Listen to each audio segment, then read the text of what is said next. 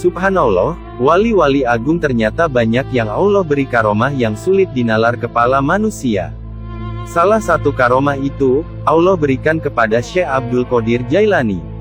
Syekh Abdul Qadir Jailani adalah seorang ulama, wali, dan tokoh sufi yang sangat dihormati dalam agama Islam.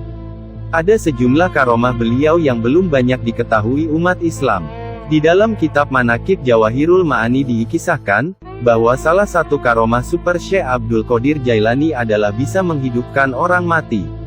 Peristiwa ini bermula dari perdebatan antara orang Nasrani dan orang Islam soal keagungan Nabi Muhammad SAW dengan Nabi Isa alaihissalam. Menurut orang Nasrani itu, Nabi Isa bisa menghidupkan orang yang telah mati. Syekh Abdul Qadir Jailani pun mengatakan kalau dia bisa menghidupkan orang mati meskipun bukan seorang nabi.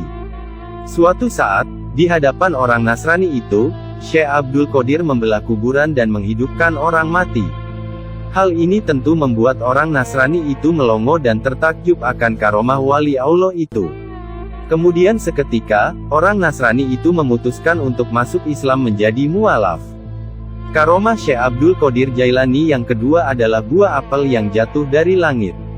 Dikisahkan, dahulu ketika Al-Mustanjid seorang Khalifah Abbasiyah datang ke rumah Syekh Abdul Qadir Jailani untuk meminta nasihat. Dia juga meminta buah apel langka di tanah Irak untuk menenteramkan hatinya.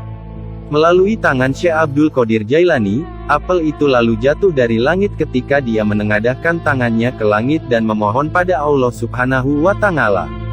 Hanya saja, apel untuk khalifah tercium bau busuk dan banyak ulat saat dikupas, sedangkan untuk Syekh Abdul Qadir Jailani beraroma harum dan manis.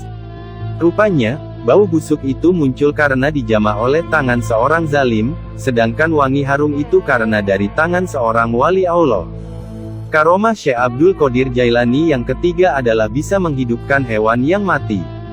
Kisah ini terdapat pada kitab Jami'u Karamat Al-Auliya. Dikisahkan, dahulu ada seekor burung yang tiba-tiba mati karena kotorannya terkena jubah sang wali saat berwudu. Melihat hal itu, Syekh Abdul Qadir Jailani membersihkan jubahnya dan memberikannya pada fakir miskin sebagai tebusan burung yang mati.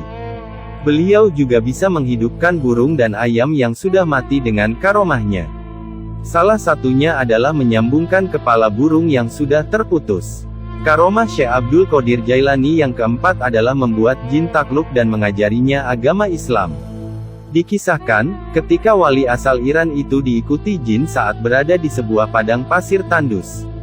Alih-alih takut pada jin tersebut, Syekh Abdul Qadir Jailani malah mampu mengajari ilmu agama pada jin jahat tersebut. Keagungan Syekh Abdul Qadir Jailani membuat bangsa jin takluk padanya. Karomah Syekh Abdul Qadir Jailani yang kelima adalah bisa berjalan kilat. Dikisahkan, Syekh Abdul Qadir Jailani juga bisa berjalan dengan kilat. Karomah yang satu ini memang sulit diterima akal manusia, namun kabarnya terjadi pada sang wali. Hal tersebut terjadi saat Syekh Abdul Qadir Jailani melakukan perjalanan panjang hanya dengan waktu 1 jam. Padahal, perjalanan tersebut umumnya ditempuh selama 12 hari. Karomah Syekh Abdul Qadir Jailani yang keenam adalah berada di banyak tempat dalam waktu bersamaan. Karomah Abdul Qadir Jailani yang satu ini terkenal di kalangan masyarakat Muslim Iran.